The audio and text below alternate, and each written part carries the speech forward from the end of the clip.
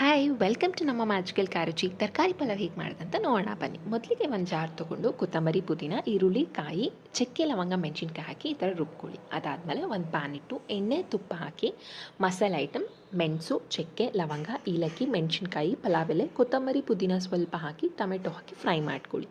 ಅದಾದಮೇಲೆ ತರಕಾರಿ ಹಾಕಿ ಒಂದು 2 ನಿಮಿಷ ಆಯಿಲಲ್ಲಿ ಚೆನ್ನಾಗಿ ಫ್ರೈ ಮಾಡಿ 1 ಸ್ಪೂನ್ ಜಿಂಜರ್ ಗಾರ್ಲಿಕ್ ಪೇಸ್ಟ್ ಹಾಕಿ ರುಬ್ಬಿಟ್ಕೊಂಡಿರೋಂಥ ಮಸಾಲೆನ ಹಾಕಿ ತರಕಾರಿ ಜೊತೆ ಚೆನ್ನಾಗಿ ಮಿಕ್ಸ್ ಮಾಡಿ ಒಂದು 2 ನಿಮಿಷ ಬೇಯಿಸಿ ಚಿಲ್ಲಿ ಪೌಡರ್, ಗರಂ ಮಸಾಲ, ಧನಿಯಾ ಪುಡಿ ಹಾಕಿ 1 ಲೋಟದಷ್ಟು ನೀರು ಹಾಕಿ ಅದು ಕುದಿಯೋ ತನಕ ಬಿಡಿ. ಅದು ಈ ಥರ ಕುದಿ ಬಂದಮೇಲೆ ತೊಳೆದಿಟ್ಕೊಂಡಿರುವಂಥ ಅಕ್ಕಿನ ಹಾಕಿ ಅಕ್ಕಿ ಕುದಿ ಬಂದಮೇಲೆ ಇನ್ನೊಂದು ಸ್ವಲ್ಪ ನೀರು ಹಾಕಿ ರುಚಿಗೆ ತಕ್ಕಷ್ಟು ಉಪ್ಪು, ಕೊತ್ತಂಬರಿ, ಪುದೀನನ ಸ್ವಲ್ಪ ಹಾಕಿ 2 ವಿಷಲ್ ಬರ್ಸಿದ್ರೆ ವೆಜಿಟೇಬಲ್ ಪಲಾವ್ ಅಥವಾ ವೆಜಿಟೇಬಲ್ ಬಿರಿಯಾನಿ ರೆಡಿ ಇದೆ. ನೀವು ಮನೇಲಿ ಟ್ರೈ ಮಾಡಿ. ಡೀಟೇಲ್ ವಿಡಿಯೋ ಯೂಟ್ಯೂಬಲ್ಲಿ ಅಪ್ಲೋಡ್ ಆಗಿದೆ, ನೋಡಿ. Thank you.